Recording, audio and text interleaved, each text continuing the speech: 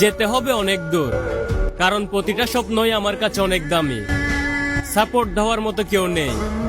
মধ্যবিত্ত পরিবারের একমাত্র ছেলে আমি।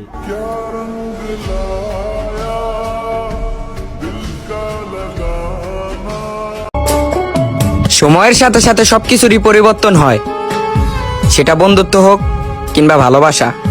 তবে এটা জানার পরও আমি বুঝতে পারলাম তুমি সবসময় আমাকে দিয়ে গেলা মিথ্যা আশা।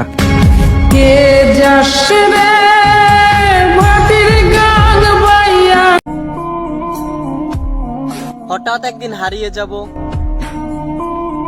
তারপর মাইকিং হবে, তবে নিখুঁত শব্দ নয়,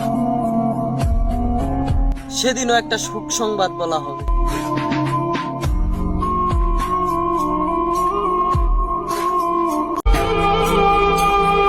জীবন নিয়ে গল্প লিখতে সবাই পারে, কিন্তু সেই গল্পের মতো করে জীবনটাকে সাজাতে সবাই পারে না।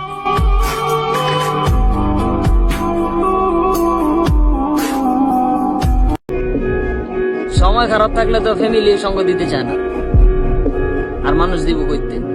এই কারণে একা থাকি, একা থাকতে ভালোবাসি।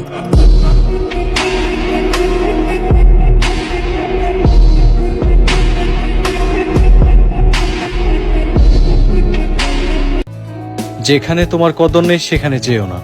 যে বুঝতে চায় না তাকে বুঝাতে যেও না। সত্য বললে যে রেগে যায় তার রাগ ভাঙিও না। আর আবহাওয়ার মতো যে বদলে যায় তার সাথে সম্পর্ক রেখো না।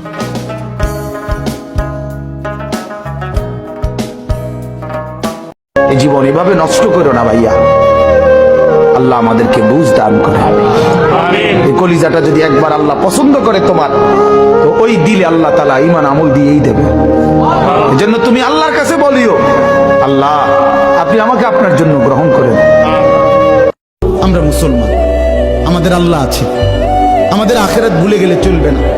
আমরা মৃত্যুকে আড়াল করলে হবে না। আমার বাপ স্বীকার করলেও মরতে হবে, স্বীকার না করলেও মরতে হবে। হবে কিনা বলেন?